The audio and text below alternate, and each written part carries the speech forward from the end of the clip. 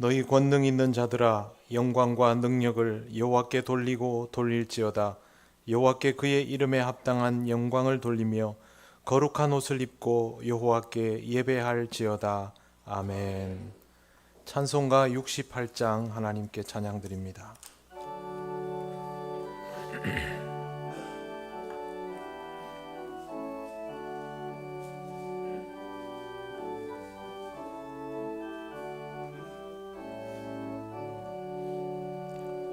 오 하나님 우리의 창조주시니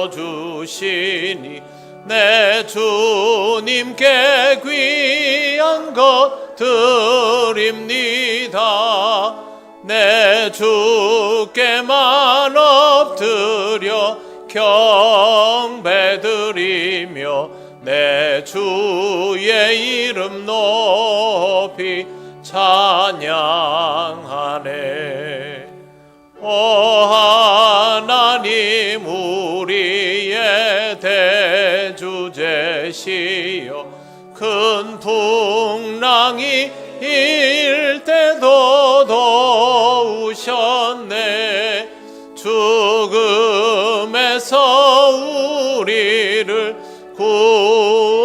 구하셨으니 내 주의 이름 높이 찬양하네. 주 하나님 이름을 함께 높이며 대주제께 영광을 돌리오리. 그 능력이 우리를 지켜주시니 주 하나님을 높이 찬양하네. 아멘.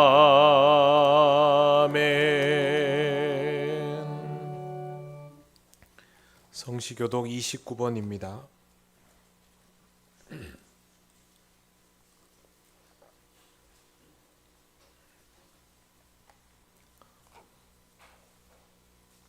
하나님이여 찬송이 시온에서 주를 기다리오며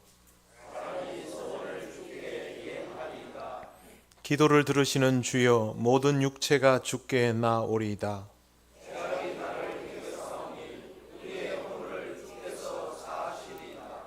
주께서 택하시고 가까이 오게 하사 우리가 주의 집 곧 주의 성전의 아름다움으로 만족하리이다.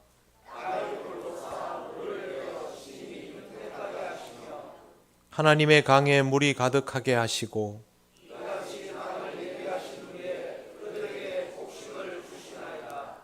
초장은 양떼로 옷 입었고 골짜기는 곡식으로 덮였음에 아멘. 나는 전능하신 아버지 하나님 천지의 창조주를 믿습니다. 나는 그의 유일하신 아들 우리 주 예수 그리스도를 믿습니다. 그는 성령으로 잉태되어 동정녀 마리아에게서 나시고 본디오 빌라도에게 고난을 받아 십자가에 못 박혀 죽으시고 장사된 지 사흘 만에 죽은 자 가운데서 다시 살아나셨으며 하늘에 오르시어 전능하신 아버지 하나님 우편에 앉아 계시다가 거기로부터 살아있는 자와 죽은 자를 심판하러 오십니다. 나는 성령을 믿으며 거룩한 공교회와 성도의 교제와 죄를 용서받는 것과 몸의 부활과 영생을 믿습니다. 아멘. 찬송가 196장 하나님께 찬양드립니다.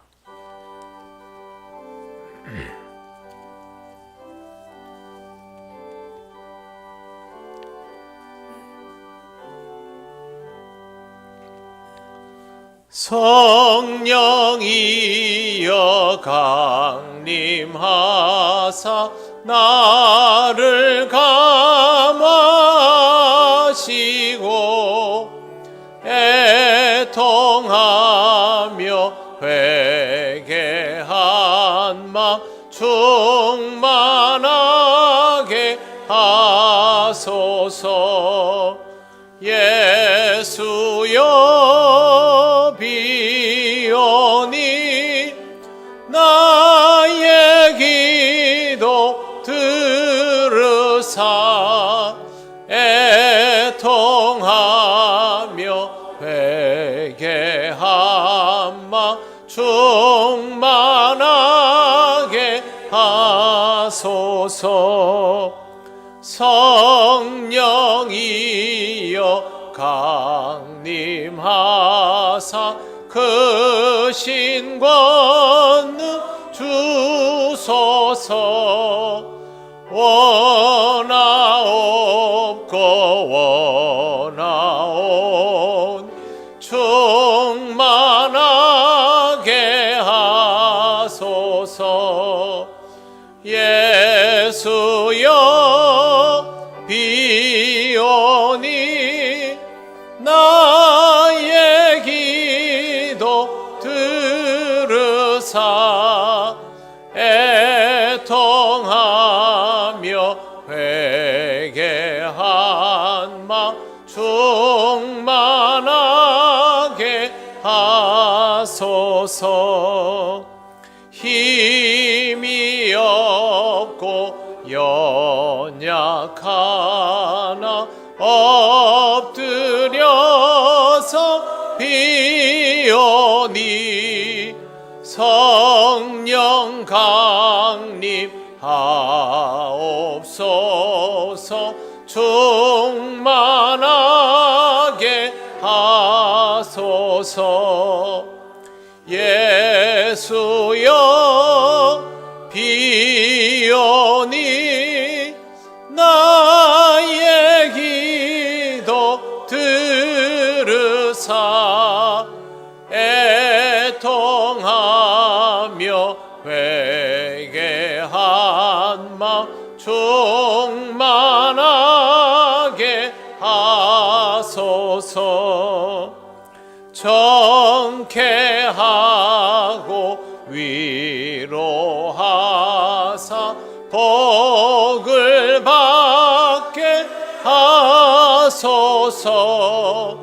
충만하게 하시오니 무한 감사합니다.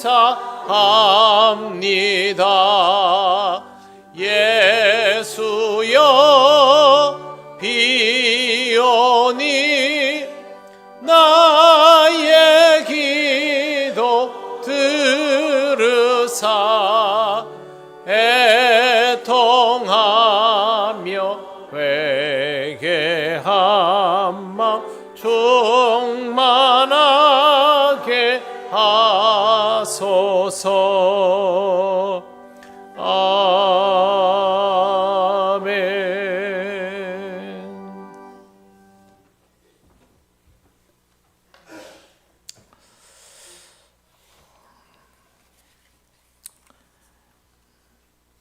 저희들의 생명을 주관하시며 선한 길을 늘 인도하시는 하나님 아버지, 이 좋은 계절 수확의 기쁨을 누리며 주님 앞에 나와 예배하게 하시니 감사와 영광을 올려드립니다. 지금까지 이 세상 가운데서 지내온 모든 것이 하나님의 크신 은혜였음을 믿고 고백합니다. 오늘도 믿음으로 세상 가운데 살아갈 때에 주님께서 함께 하실 것을 믿사오니 저희들의 삶을 주관하여 주시옵소서. 이 시간 마음과 정성과 뜻을 다하여 하나님께 예배드리는 자들이 되게 하시고 거짓 없는 마음과 진실된 마음으로 하나님께 영광 돌리게 하옵소서. 사랑의 하나님, 이 자리 모인 주님의 자녀들 이 세상 가운데 살아가면서 선한 청지기로 살아가야만 하는데 늘 자신의 욕망과 세속적 관점을 벗어나지 못하고 살아가는 어리석은 저희들입니다. 하나님, 불쌍히 여겨주시고 예수님의 피로 씻어 정결하고 거룩한 삶을 살아갈 수 있도록 늘 인도하여 주시옵소서. 은혜의 하나님, 지금 열매들을 수확하는 계절입니다. 세상 가운데 들녘에 있는 곡식과 과일들을 추수하여 알곡은 창고에 들이워지고 쭉정이는 다 모아 불에 태워버립니다. 우리의 믿음의 열매도 하나님과 셈을 하게 될 것인데 이 자리에 모인 모든 성도들 모두가 순종의 열매, 헌신과 봉사의 열매, 영혼 구원을 위한 전도의 열매를 맺는 통영교회 성도들 다 되게 하옵소서. 주님께서 열매 없는 무화과 나무를 저주하셨던 그 말씀을 늘 기억하며 주님의 심판이 저희들에게 임하는 일이 없도록 최선을 다해 열매가 있는 저희들 되게 하옵소서. 하나님 아버지, 이 시간 간구합니다. 수능 시험을 4일 앞둔 수험생들을 위해 기도합니다. 열심히 준비하며 최선을 다해 노력하고 있습니다. 건강한 몸으로 수능 시험 잘 보게 하시고 끝까지 최선을 다하게 하옵소서. 저희 교회에 속한 성도들 가운데 원치 않는 질고로 병원에서 가정에서 치유 중에 있는 성도들 하루속히 건강을 회복되게 하여 주옵소서. 저희 통영교회가 이 지역 복음화와 교회의 사명을 잘 감당하는 통영교회가 되게 하여 주옵소서. 오늘도 하나님 말씀을 준비하셔서 단위에 세워주신 사랑하는 담임 목사님 영육간의 강건함을 허락하여 주셔서 하나님의 말씀을 선포하실 때에 그 말씀 은혜 받아 세상 가운데 살면서 사랑의 열매를 맺는 저희들 다 되게 하옵소서. 오늘도 우리를 구원하시기 위하여 이 땅에 오신 예수님의 이름으로 기도드려옵나이다. 아멘.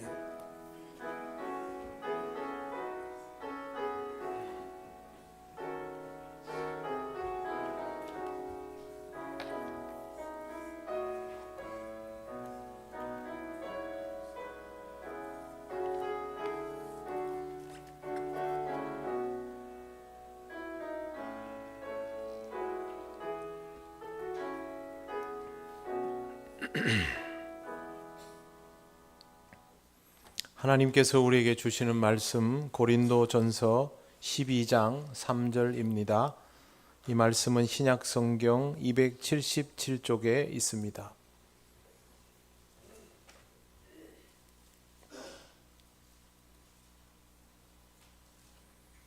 고린도전서 12장 3절 말씀을 봉독합니다. 그러므로 내가 너희에게 알리노니 하나님의 영으로 말하는 자는 누구든지 예수를 저주할 자라 하지 아니하고 또 성령으로 아니하고는 누구든지 예수를 주시라 할 수 없느니라. 아멘. 기도드리겠습니다. 하나님 은혜를 감사합니다. 이 시간을 통하여 하나님의 말씀을 전하고 들을 때에 우리가 이 말씀의 의미를 온전히 깨달을 수 있도록 성령께서 인도하옵소서. 예수님 이름으로 기도드립니다. 아멘. 지난 주일에 우리는 하나님의 부르심에 관한 말씀을 전하고 들었습니다. 진짜 신앙은 하나님의 부르심에 반응하면서부터 시작되는 것이다 말씀드렸습니다. 하나님의 부르심은 하나님의 임재 상황에서 이루어집니다. 그런데 하나님의 임재는 눈에 보이지 않습니다. 우리가 기도할 때 하나님께 말을 건네기는 합니다만 물리적으로는 확인할 수 없습니다. 이런 이유로 우리들은 하나님의 부르심에 대하여 자각하지 못하는 경우가 많습니다. 도대체 하나님의 임재는 어떻게 이루어지는 것일까요? 성경 속에 이루어지는 하나님의 임재를 살펴보면 이스라엘 백성에게는 모습은 보이지 않지만 하나님이 임재하신다라고 경험할 수 있는 그런 작용들을 보게 됩니다. 하나님은 필요할 때 이스라엘 공동체 전체를 위하여 확실하게 실력 행사를 하셨습니다. 이스라엘은 하나님의 임재에 대한 집단 경험을 가지고 있는 것이죠. 이런 상황에 대하여 모세는 다음과 같이 말합니다. 출애굽기 14장 13절 14절을 제가 읽겠습니다. 모세가 백성에게 이르되 너희는 두려워하지 말고 가만히 서서 여호와께서 오늘 너희를 위하여 행하시는 구원을 보라. 너희가 오늘 본 애굽 사람을 영원히 다시 보지 아니하리라. 아멘. 이스라엘은 이미 하나님께서 공적으로 임재하신 것에 대한 경험을 가지고 있고 또 그 임재가 또 이루어질 것이다 라는 것을 모세를 통하여 듣고 있습니다. 이스라엘 모두에게, 모세만이 아니라 그들 모두에게 공통의 임재 경험이 있는 것입니다. 그 외에 아브라함과 엘리야처럼 하나님의 사자가 나타나는 경우도 있었습니다. 다윗처럼 하나님의 종인 선지자를 통하여 하나님의 임재가 경험되기도 하였습니다. 이것은 말씀으로 경험되는 것임을 알 수 있습니다. 사람을 만나고 있지만 그 사람의 입술을 통하여 하나님의 임재가 경험되는 것입니다. 하나님의 말씀이 선포되는 자리를 통하여 우리도 이런 경험을 할 수 있습니다. 그렇다고 해서 예배 설교의 모든 자리가 다 하나님의 임재가 이루어진다라고 확정할 수는 없습니다.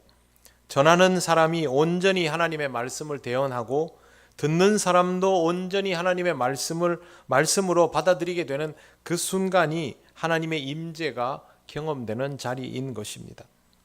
그리고 하나님의 임재는 이것보다 훨씬 더 광대한 영역에서 다양하게 일어나게 됩니다. 하나님께서 무소부재하시고 편재하시기 때문에 그렇게 되는 것입니다. 그런데 이 모든 하나님의 임재가 하나의 통로를 통하여 재구성되었습니다. 그 통로가 바로 예수 그리스도이십니다. 예수님께서 이 땅에 오신 것 자체가 가장 강력한 하나님의 임재이고 예수께서 부활 승천하신 이후부터는 하나님의 임재가 성령님의 임재로 드러나게 되었습니다. 물론 하나님의 임재는 여전히 광대하지만 우리에게 일어나는 구체적인 임재는 성령 하나님을 통하여 이루어지는 것임을 경험할 수 있습니다. 그래서 우리는 하나님의 임재라는 말을 성령님의 임재라는 말로 받아들여야 합니다. 성부 하나님의 임재가 광대하시고 편만한 역사라면 성령님의 임재는 구체적인 교감을 통하여 이루어지는 역사입니다. 성령의 임재가 얼마나 중요한지는 사도행전 8장을 보면 알 수 있습니다. 집사 빌립이 사마리아에 복음을 전하고 난 이후에 사람들이 말씀을 받아들이고 세례를 받습니다. 그런데 사도들이 그곳에 베드로와 요한을 파송하여서 성령 받기를 위하여 기도합니다. 성령을 받아야 진짜 신앙생활로 접어들게 되기 때문입니다. 그렇다면 우리가 하나님의 임재를 경험하는 가장 직접적이고 확실한 방법이 성령 임재라는 것을 알 수 있습니다. 바울은 이 부분에 대해서 오늘 우리가 함께 읽은 이 말씀을 전하고 있습니다. 본문 말씀 12장 3절을 다시 보시고 같이 읽겠습니다. 그러므로 내가 너희에게 알리노니 하나님의 영으로 말하는 자는 누구든지 예수를 저주할 자라 하지 아니하고 또 성령으로 아니하고는 누구든지 예수를 주시라 할 수 없느니라. 아멘. 성령을 받은 사람은 누구든지 예수님을 저주할 수 없습니다. 가볍게 여길 수도 없습니다. 반대로 예수님을 주라고 고백하는 것도 성령님의 임재가 없이는 불가능합니다.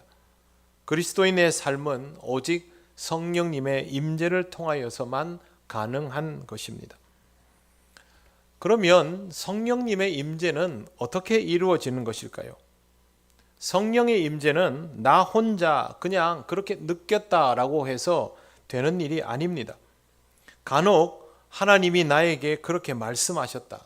하나님의 영이 나에게 임하는 것을 느꼈다라고 말하는 경우들이 있습니다.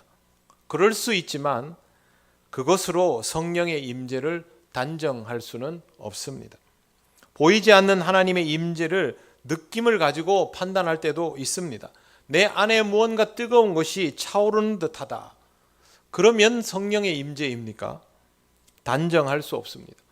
그럴 수도 있고 아닐 수도 있는데 성령 임재의 가장 큰 특징은 성령님의 열매입니다. 성령이 임하시면 그 인생은 열매를 맺는 길로 향하게 됩니다. 바로 열매가 맺힌다는 뜻이 아니라 열매를 맺을 수 있는 상태의 사람이 되어가는 것입니다. 열매는 나에게 맺히지만 내 마음대로 맺을 수 있는 것이 아닙니다. 농부이신 하나님께서 나로 하여금 열매 맺게 하셔야 가능해지는 것입니다. 물론 하나님은 우리에게 열매를 맺히게 하시는 분입니다. 그러므로 여기서 우리가 할 일은 농부이신 성령 하나님의 손길을 받아들이는 것입니다. 이것이 바로 성령님의 임재입니다. 이해를 돕기 위해서 성령의 9가지 열매를 가지고 여러분에게 설명을 드리겠습니다. 첫 번째, 사랑입니다. 여러분, 사랑하고 싶은 사람과 사랑하고 싶은 마음이 안 드는 사람이 구별이 됩니까? 안 됩니까? 뭐라고 대답해야 될까 고민하지 마시고, 이럴 때는 구별이 되지요. 네, 누군가는 이미 사랑하고 있죠.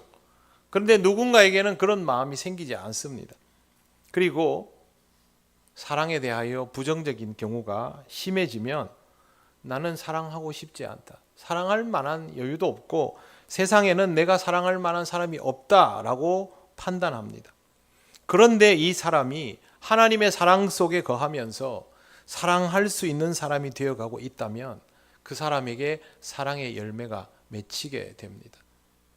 하나님의 임재 가운데 있는 사람은 사랑해야 하는 사람을 사랑하고요, 그렇지 않은 사람은 사랑하고 싶은 사람만 사랑합니다. 이 둘의 차이는 아주 명백해집니다. 사랑해야 하는 사람을 사랑하게 될 때 성령의 임재가 내게 있음을 깨닫게 되는 것입니다. 사랑해야지, 그런다고 사랑해지는 거 아닙니다. 사랑은 감정입니다.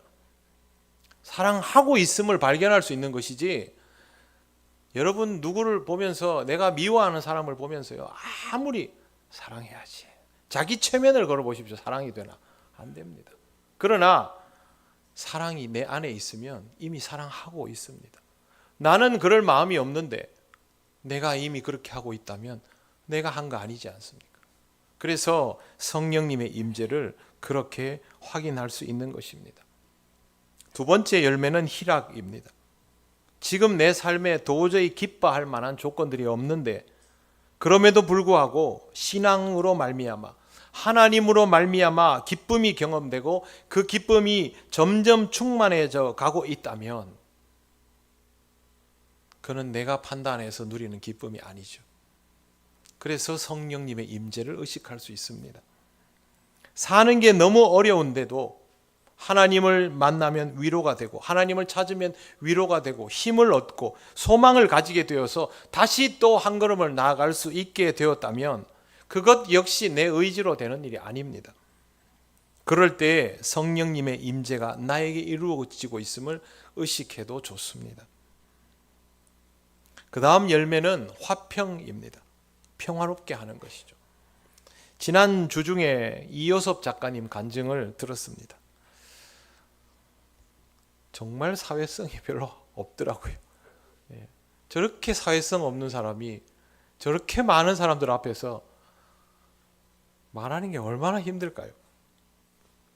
적극적이고 개방적인 분이 아니었습니다. 그런데 다른 사람들을 평화롭게 만드는 일을 하고 있었습니다. 사람들 앞에 서는 것도 불편해하면서도 사람들 앞에 서서 복음을 전하고 하나님의 임재 경험을 나누었습니다. 이요섭 작가님이 하나님의 임재에 대하여 설명하는데요, 저는 깜짝 놀랐습니다. 정말 직관적이고 명쾌했습니다. 자기가 직접 그렇게 경험하지 않으면 표현할 수 없는 방식으로 표현했습니다. 그는 지금 자신도 모르는 사이에 많은 사람들에게 피스메이커가 되어버린 것이죠. 본인이 원해서 시작한 일 아닙니다. 하나님께서 그를 바꾸어 놓으신 겁니다. 그 다음 열매는 자비입니다. 다른 사람에 대한 자비가 조금도 없는 사람, 특히 돈에 벌벌 떠는 사람, 한 푼이라도 아까워서 더 아끼려는 사람이 어느 날부터 어렵고 힘든 사람을 보면 외면치 못하고 그 사람을 위하여 자기가 그토록 고생해서 모아놓은 것들을 내어놓기를 아까워하지 않고 오히려 그것을 기뻐하고 있다면 그거는 그 사람이 하는 것이 아니죠. 나도 모르는 사이에 예수님께서 가늠한 여인을 정죄하지 않았던 것처럼 내게 있어서 정죄함의 습성이 사라져 버리고 없다면 그 역시 내 본성으로 되는 일이 아닙니다. 우리는 다른 사람을 보고 판단하고 비판하고 정죄하는 것이 습관이 되어 있는 사람들입니다. 그런데 내가 어느 날부터 그걸 하지 않고 있다면 그는 내가 가지고 있던 습관들이 사라졌다는 것이죠. 정죄를 하지 않게 된 것은 성령께서 나를 바꾸신 것입니다. 그 다음 열매는 충성입니다. 주님의 일이라면 두말 않고 충성하는 사람이 있습니다. 그런데 그 사람들 충성할 때 보면 그 사람이 어떤 성품인지, 사회적으로 어떤 위치에 있는지, 그 사람의 처지가 어떤지 그런 거 상관없습니다. 그냥 하나님의 일이기 때문에 하는 겁니다. 하나님의 일 앞에서 나의 위치나 내 가치나 내 판단이 중요하지 않은 것이죠. 하나님의 일이 더 중요한 겁니다. 카터 대통령이 대통령의 직무를 하면서도 교사를 했던 것을 여러분 잘 아실 겁니다. 그것 때문에 욕 많이 먹었습니다. 여러분, 한 사람에게 국가를 맡기면 국민이 그 사람에게 그 직무를 잘하기를 바라겠습니까? 주일학교 교사하기를 바라겠습니까? 당연히 대통령 직무를 잘하기를 바라겠죠. 대통령에게 주일이, 휴일이 뭐가 있겠나? 국민은 다 그렇게 생각합니다. 그런데 아랑곳하지 않고 그가 교사의 직분을 감당한 것은 자기가 충성할 대상이 하나님이라고 알고 있는 것입니다. 정치인들의 습성이 어떻습니까? 정치를 위해서는 무엇이든 다 할 수 있는 사람들입니다. 그런데 그걸 안 하지 않습니까? 하나님께 충성하게 되어버린 것이죠. 내 판단을 멈추고 하나님께 충성하는 것부터 하는 것은 성령이 나를 주장하시기 때문입니다. 압도하시기 때문입니다. 하나님 앞에 하는 충성은요, 압도당해서 하는 충성입니다. 내가 충성해야지 해서 하는 게 아닙니다. 그렇게 압도당해서 충성하게 될 때 성령께서 나를 주장하심을 본인은 아는 겁니다. 그 다음은 온유함입니다. 모세의 온유함에 대해서 설명드린 적이 있습니다. 모세는 온유한 성품이 아닙니다. 그러나 온유한 사람이 되었습니다. 성경에 나오는 온유함은요, 우유부단함과 흡사합니다. 지도자가 가질 덕목이 아닙니다. 그러나 모세는 온유한 사람입니다. 여러분, 바울이 온유한 사람입니까? 바울은 까칠한 사람이죠. 그럼에도 불구하고 바울도 온유합니다. 하나님은 모든 그리스도인을 온유하게 만듭니다. 타고난 기질이 있어서 그렇지 않습니다. 여러분, 그런 정당화는 하지 마십시오. 하나님은 성격을 바꾸는 분입니다. 기질을 바꾸는 분입니다. 자기가 그 기질대로 살고 싶어 가지고 자꾸 하나님이 그거 그대로 내버려 둔다는 식으로 하는데 그렇지 않습니다. 하나님은 인간을 바꾸시는 분입니다. 사회성이 없는 사람으로 하여금 앞에 서서 말씀 전하게 하고, 날카로운 사람을 부드럽게 하고, 주저주저 하는 사람을 결단력 있게 만들고, 그러면서도 하나님 앞에 순종하고 사람들을 따뜻하게 대할 수 있게 만듭니다. 나는 그런 성품이 아닌데 내가 어느 날 그렇게 하고 있다면 그건 하나님이 함께 하셔서 가능한 것이죠. 내 의지는 그렇게 하지 못하는데 내가 그렇게 하고 있으면 내가 하는 거 아니지 않습니까? 오래 참음도 성령의 열매입니다. 참을성이라고는 눈꼽만치도 없는 사람이 참을 수 있게 되는 것도 성격이 바뀌어야 가능한 일입니다. 어떻게 참을 수 있습니까? 무엇이든 참고 기다릴 수 있게 되는 것은 성령께서 주시는 은혜로 변화될 때 가능한 것입니다. 여러분, 이 온유함과 참을성은 우리가 성령 안에서 살아가는 것을 가늠할 수 있는 아주 중요한 잣대입니다. 내 성질대로 하지 마십시오. 하나님께서 나를 바꾸시는 것들을 경험하셔야 성령의 임재가 내 안에 있다는 걸 확인할 수 있습니다. 그 다음 열매는 양선입니다. 양선은 어질고 착한 마음을 뜻합니다. 어질다는 말은요, 사전에 찾아보면 마음이 너그럽고 착하고 슬기롭고 덕이 있는 상태라고 되어 있습니다. 보통 우리는 그냥 너그러운 것만을 생각하는데, 정확히 말씀드리면 그냥 너그러운 게 아니고요, 그럴만해서 너그러운 겁니다. 충만해진 겁니다. 감당할 수 있을 만큼이 된 겁니다. 사람이 여유가 생기려면 세상 사람들은 어떻게 생각합니까? 돈이나 권력이나 이런 거 가지면 여유가 생길 수 있다고 생각합니다. 그런데 여러분, 세상 사람들이 돈이나 권력 가지면 여유가 생깁니까? 안 생깁니다.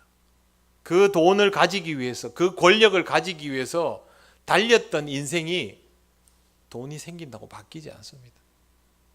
권력이 생긴다고 바뀌지 않습니다. 하나님은 그런 인생도 바꾸어 놓습니다. 그래서 우리를 여유롭게 하십니다. 감당할 만하게 하십니다. 양선은 그냥 생기는 게 아닙니다. 감당할 만해지는 것을 뜻합니다. 그렇게 해서 내 삶이 달라지게 되었을 때에 그런 여유를 가지고 사람을 대하는 것이죠. 나를 괴롭게 하던 사람, 힘들게 하던 사람이 힘을 잃고 약해지면 세상 사람들은 그때를 복수의 기회라고 생각합니다. 그러나 하나님의 사람은 그렇게 하지 않습니다. 용서해 줍니다. 너그럽고 따뜻하게 대해 줍니다. 왜? 나는 그 사람에게 영향받지 않거든요. 나는 이미 하나님께 영향받아 버렸거든요. 이미 충분해졌거든요. 그래서 그런 여유가 생기는 것입니다. 신앙생활을 하게 되면서 이런 마음이 자리 잡게 되었다면 그것은 성령님의 역사입니다. 마지막으로 절제입니다. 절제가 쉽습니까? 어렵습니까? 어렵습니다. 욕망을 가진 인간에게 절제는 말할 수 없이 힘든 겁니다. 그 욕망만큼 고통입니다. 그러나 절제할 수 있음이 오히려 기쁨이 되어버린다면 그 사람은 성령의 사람이 되어가는 것입니다. 어제 목사님, 간증하신 목사님 아버지가 알코올 중독이었죠. 알코올 중독이 고쳐집니까? 안 고쳐집니다. 저는 알코올 중독이 고쳐지는 케이스도 봤고 고쳐지지 않는 케이스도 봤습니다. 끝내 고쳐지지 않아서 교회를 들락거리기는 했지만 결국에는 그 상태로 세상 떠나는 사람도 봤습니다. 알코올도 합법적인 마약이죠. 그런데 여러분, 알코올이 언제 고쳐집니까? 어떻게 하면 술이 끊어집니까? 신앙생활하면 끊어집니다. 그렇게 안 끊어지던 게 알코올 그 중독 치료 센터에 가가지고 몇 번을 들락거려도 안 되던 게 신앙이 생기면 이게 끊어집니다. 그리고 아쉬워하지 않습니다. 여러분, 이거를 끊었는데 아쉬운 거는요, 그 끊은 게 아닙니다. 남경필 집사님이 그 데리고 나온 그 젊은 친구를 보고 단약한다 그러잖아요. 그건 끊은 게 아닙니다. 참고 있는 거죠. 끊은 거는요, 완전히 상관없게 되는 겁니다. 이걸 누가 할 수 있습니까? 인간의 의지와 노력으로 안 됩니다. 그거 끊고 싶어가지고 자기 몸에 자해하는 사람도 봤습니다. 그래도 합니다. 도박이 끊어집니까? 손을 자르고도 하는 게 도박 아닙니까? 술만 그런 게 아닙니다. 인간은 중독되어 살아갑니다. 그런데 이 중독으로부터 자유하게 되는 것은 신앙 아니면 안 됩니다. 신앙으로 가능하다는 말은 무슨 뜻이냐면 내가 하는 게 아니라는 겁니다. 성령께서 나와 함께 하시면 내가 가진 중독으로부터 자유함을 누릴 수 있습니다. 내가 이 중독으로부터 자유하게 되었다면 성령께서 나와 함께 하시는 거죠. 눈에 안 보여도 됩니다. 성령님이 움직이시면 내게 있어 일어나는 변화들만으로도 성령님의 임재를 확인하고도 남습니다. 지금 당장 이런 열매가 맺혀야 된다는 뜻이 아닙니다. 열매가 맺힌다는 것이 꼭 신앙생활하면 내 눈앞에 잘 익은 사과가 뚝 떨어지는 그런 식이 아니라 이 열매를 맺어가는 과정 속에 들어가는 것이 성령 임재의 증거입니다. 이렇게 성령님의 작은 열매를 맺어가는 과정 속에 있다면 그 사람에게는 성령의 임재가 이루어지는 상태라고 할 수 있습니다. 보이지 않는 성령님이 나를 통하여 일하시고 내 안에 변화가 일어나기 때문에 이보다 확실한 증거는 없는 것입니다. 열매라는 단어에 너무 몰두하지 마십시오. 열매는 과정 없이는 생기지 않습니다. 그러니 우리는 과정에 집중해야 합니다. 열매를 맺히게 하시는 것은 하나님의 영역입니다. 내가 무슨 열매를 맺을까 생각하지 마십시오. 성령의 인도하심을 따라 그냥 그 과정에 있으면 됩니다. 그 다음은 하나님이 하십니다. 하나님이 허락하셔야 나무가 열매를 맺게 되는 것이고 하나님이 돌보시면 제대로 열매가 맺히는 것입니다. 그러므로 내가 그 과정 속에 있으며 그것이 나의 의지를 넘어서 이루어지고 있다면 성령의 임재 가운데 내가 있다라고 확신할 수 있습니다. 하나님의 임재를 설명하며 성령의 임재를 설명드렸습니다. 여러분의 귀에 무엇이든 들릴 수 있고 여러분의 마음에 깊은 감동이 올 수도 있고 신앙적 부담이 임할 수도 있습니다. 그런데 이 모든 것들이 나의 의지와 감동에 의해서 나의 결단에 의해서 이루어진다면 그것은 성령님의 임재라고 장담할 수 없습니다. 왜 그러냐 하면 그런 의지와 감동과 결단이 약화되면 그 일도 멈추어지기 때문입니다. 그런데 성령의 임재는 내가 멈추고 싶을 때 멈추고 하기 싫을 때 멈출 수가 없습니다. 내가 하나님의 강권적인 역사에 압도당하는 것이죠. 이거 진짜 하기 힘든데, 이 사역 그만하고 싶은데, 그러면서도 하나님의 은혜를 체험하고 감동을 경험하는 것이죠. 여러분, 목회는 하고 싶어서 하는 거면 안 됩니다. 큰일 납니다. 그러면 힘들고 어려우면 때려치우고 싶어집니다. 하기 싫으면 그만둡니까? 여러분이 직분자로서 사역하는 거 그거 하고 싶어서 되고 싶어서 하면 큰일 납니다. 내 뜻대로 안 되면 때려치우려 할 거 아닙니까? 하나님의 일은 내 일이 아닙니다. 하나님은 잘 하지도 못하는 우리를, 하고 싶어 하지도 않는 우리를 끌고 다니시며 하게 만들고 적응시키고 잘하게 만듭니다. 그러면서 신앙의 성장이 이루어지는 것이죠. 그렇게 하는 과정 중에 신앙이 자라며 하나님의 역사에 매료되어 갑니다. 예배에 매료되어 가고 기도에 매료되고 말씀을 읽고 듣는 것에 매료되고 말씀을 전하는 것에 매료됩니다. 주의 일을 하는 것에 매료되어 갑니다. 그러는 중에 성령의 열매가 맺히는 것입니다. 만약 여러분에게 이런 과정이 없다면 여러분 자신의 신앙생활을 깊이 묵상해 보시길 바랍니다. 아무런 감격도 감동도 없는 내적인 충만이라고는 없는 신앙생활은 신앙생활이라고 부르기 어렵습니다. 방치되고 있는 것입니다. 그냥 방치하고 있으면 안 됩니다. 하나님의 역사에 자극받지 못하는 인생은 문제가 있는 것입니다.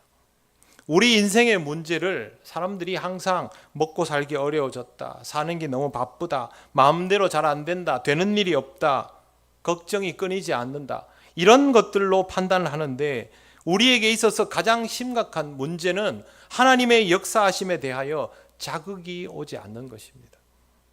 무언가 아주 잘못되어 가고 있는 것이죠. 여러분, 바늘로 찌르면 어때야 됩니까? 아파야 됩니다. 안 아프면요, 여기 문제가 있는 겁니다. 허리가 안 좋으면 통증이 사라지지 않습니까? 하나님이 우리를 계속 찔러대시는데 자극이 없으면 문제가 있는 겁니다. 예배당에 앉아 있는데도 자극이 없으면 문제가 있는 겁니다. 왔다 갔다 하면 되는 게 아닙니다. 교회 오는데 자꾸 똑같은 얘기만 하고 부담스러워야 됩니다. 그게 없으면 문제가 있는 겁니다. 하나님의 임재가 경험되지 않는 신앙생활은 말씀과 거리가 멀고 은혜도 잘 체험되지 않습니다.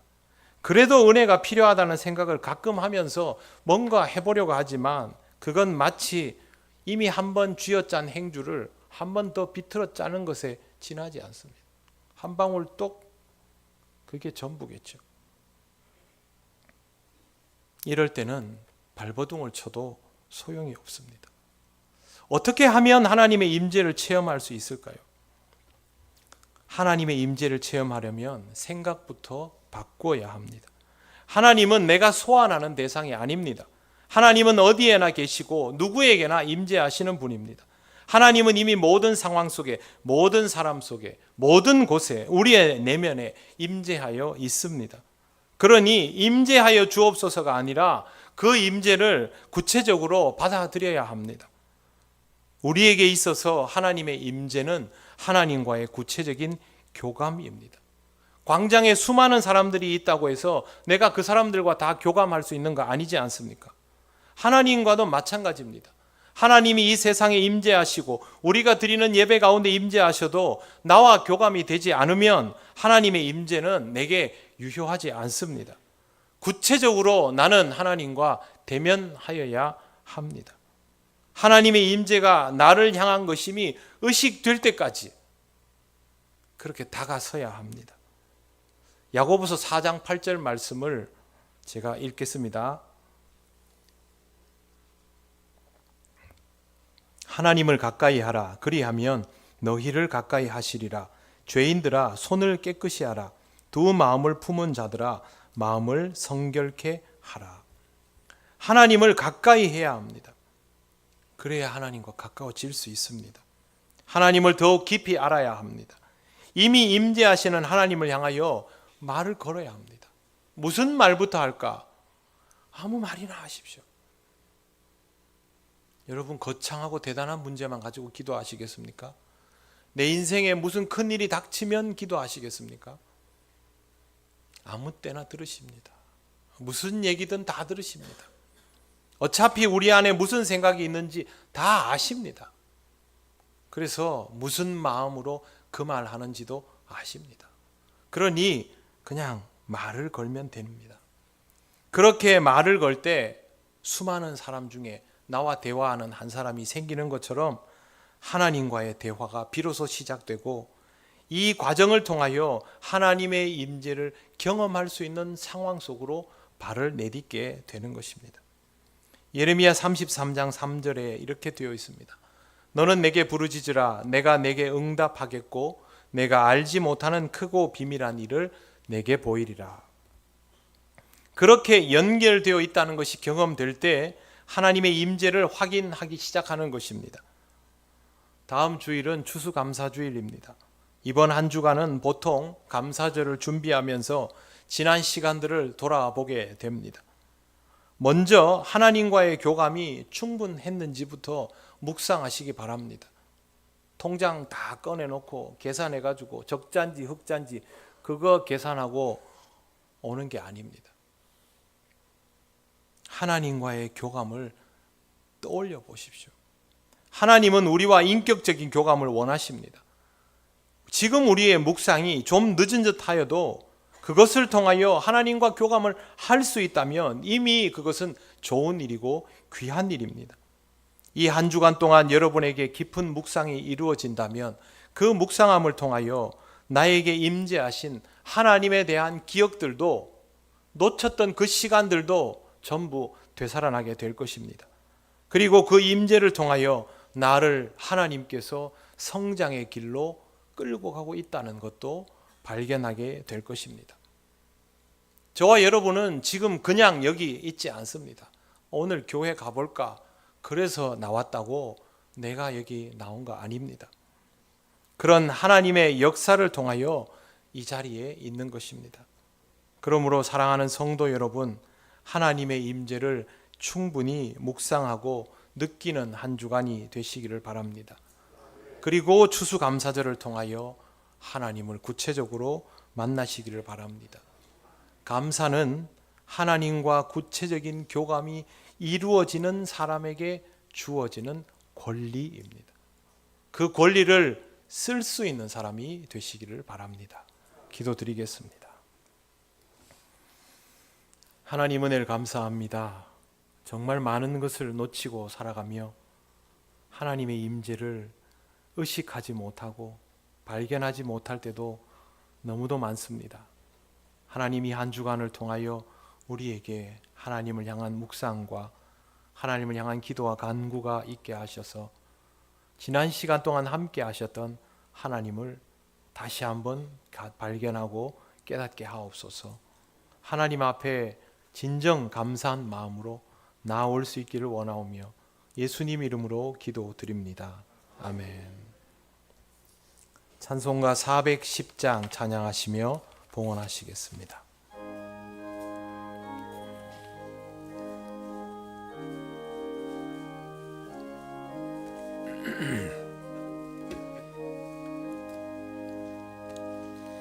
내 맘에 한 노래 있어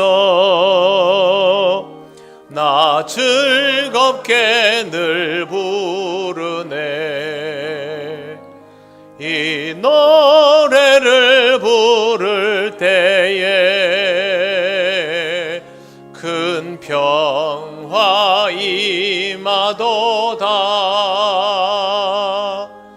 평화 하나님 주신 선물 그 놀라운 주의 평화 하나님 선물일세. 주 십자가 지심으로 날 구원해 주셨으며 주 예수님 고난받아 나 평화 누리도다. 평화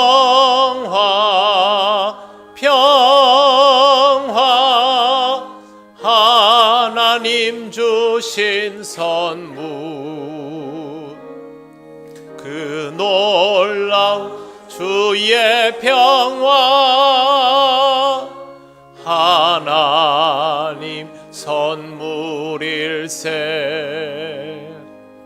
나 주님께 영광 돌려 참 평화가 넘치도다. 주 하나님 은혜로서 이 평화 누리도다. 평화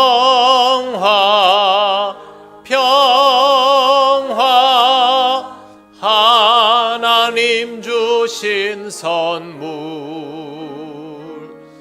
그 놀라운 주의 평화 하나님 선물일세. 이 평화를 얻으려고 주 앞으로 나아갈 때 주 예수님 우리에게 이 평화 주시도다. 평화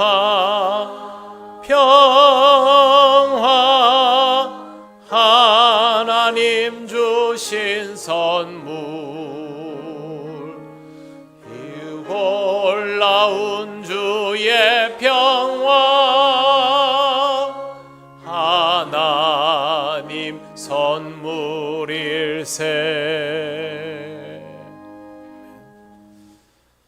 하나님 감사합니다. 오늘도 하나님의 은혜로 예배하며 하나님께 예물을 드립니다. 언제나 하나님 앞에 기쁨으로 봉헌하며 하나님 주신 것들을 은혜로 누리며 살아갈 수 있길 원합니다. 우리 사랑하는 성도들의 삶을 지켜주셔서 다음 한 주간도 주의 은혜 아래 살게 하시고 주를 기뻐하는 신앙의 삶이 되게 하옵소서. 예수님 이름으로 기도드립니다. 아멘.